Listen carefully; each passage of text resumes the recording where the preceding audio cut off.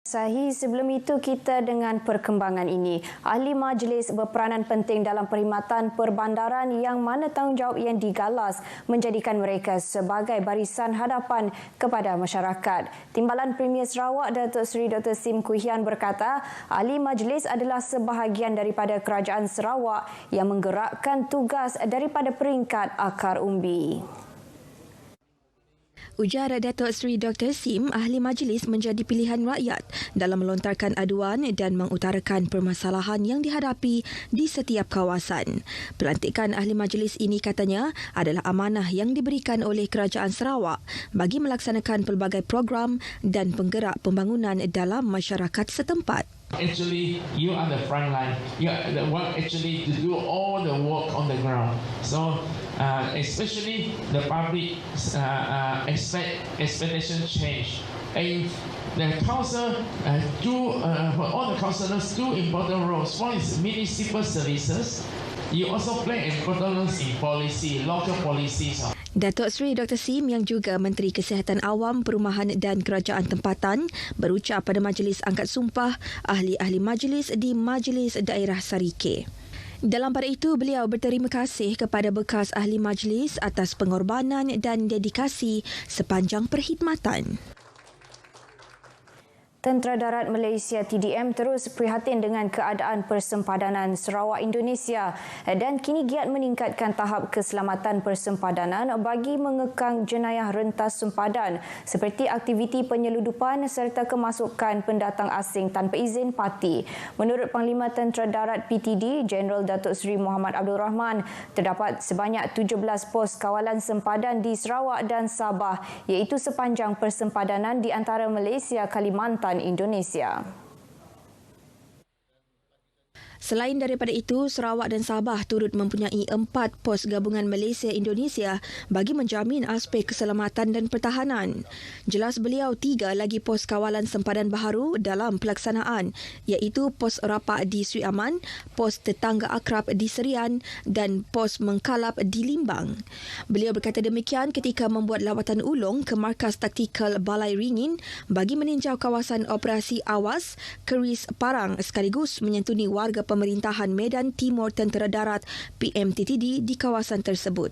Dalam lawatan tersebut, beliau juga berkesempatan berbuka puasa bersama para anggota tentera selain menyempurnakan simbolik penyampaian sumbangan beg raya kepada anggota yang bertugas pada musim perayaan Aidilfitri ini.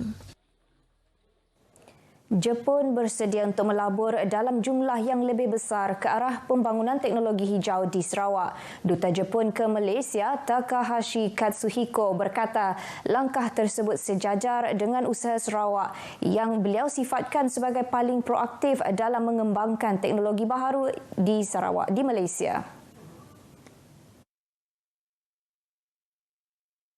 Sarawak is one of the most active states talking about this type of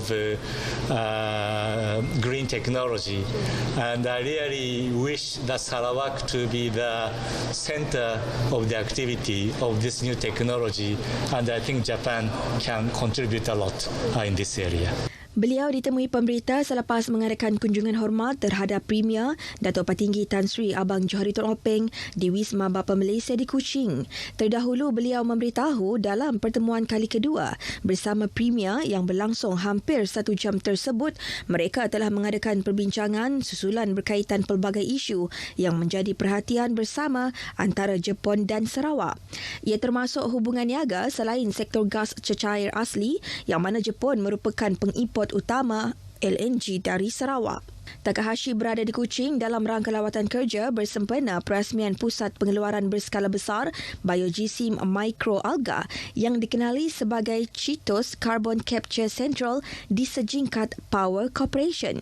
Pusat pengeluaran yang terbesar di dunia itu merangkumi tapak penanaman mikroalga yang menjangkau keluasan 5 hektar.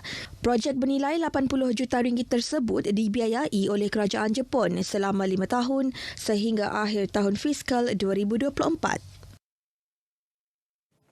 Jabatan Bomba dan Penyelamat Malaysia JBPM Negeri Sarawak menerima 11 panggilan kecemasan pokok tumbang susulan ribut yang melanda Bandaraya Kuching petang semalam. Menurut penolong pengarah operasi JBPM Sarawak, Henry Ardimansyah, selain Kuching, pihaknya juga menerima panggilan kecemasan serupa di Song dan Lawas kira-kira pukul 3 petang. Manakala di Kuching pula, pihaknya telah menerima 9 operasi membersihkan kawasan terjejas akibat angin kencang antaranya di Tabuan Jaya, Lunduk, Padungan, Siburan, Petrajaya dan Bau. Dihubungi pemberita RTM di Kuching, jelas Henry lagi, orang ramai diminta berwaspada dengan perubahan cuaca semasa. Dalam pada itu, sebuah rumah di Kampung Patingan mengalami kerosakan di bahagian dapur selepas hampir separuh bumbungnya diterbangkan angin. Menurut pemilik rumah, Jamali Abdullah, ketika kejadian beliau masih di tempat kerja. Namun setibanya di rumah, lebih 50% bumbung rumahnya telah hilang selain merosakkan struktur binaan siling. Yasmin bahagian jamban dengan bahagian dapur tu memang rusaklah. Angin kencang terbabit turut dirakam dalam kamera litar tertutup di kediamannya. Kira-kira pukul 4 petang semalam, angin kencang melanda Bandaraya Kuching dalam tempoh kurang dari sejam. Di Limbang, seorang lelaki melecur di bahagian leher manakala 10 yang lain termasuk seorang wanita warga emas sempat menyelamatkan diri dalam kebakaran melibatkan 2 buah rumah di Kampung Limpaung. Ketua Jabatan Bomba dan Penyelamat Malaysia JBPM Zon 7 Limbang, Ramlan Marajan memberitahu pihaknya menerima panggilan kecemasan pukul 1.26 pagi tadi berkaitan insiden itu. Menurut Ramlan, rumah separuh kekal yang didiami mangsa yang melecur Suhaidi Sabtu musnah sepenuhnya dalam kebakaran itu. Manakala rumah yang didiami warga emas bersama 9 yang lain termasuk 6 kanak-kanak hampir 40% musnah dijilat api. Pasukan bomba mengambil masa kira-kira setengah jam untuk mengawal api yang menggunakan sumber air daripada jentera bomba selain sumber air pilih bomba 20 meter dari lokasi kebakaran. Tiada kemalangan jiwa dilaporkan, punca dan kerugian masih dalam siasatan.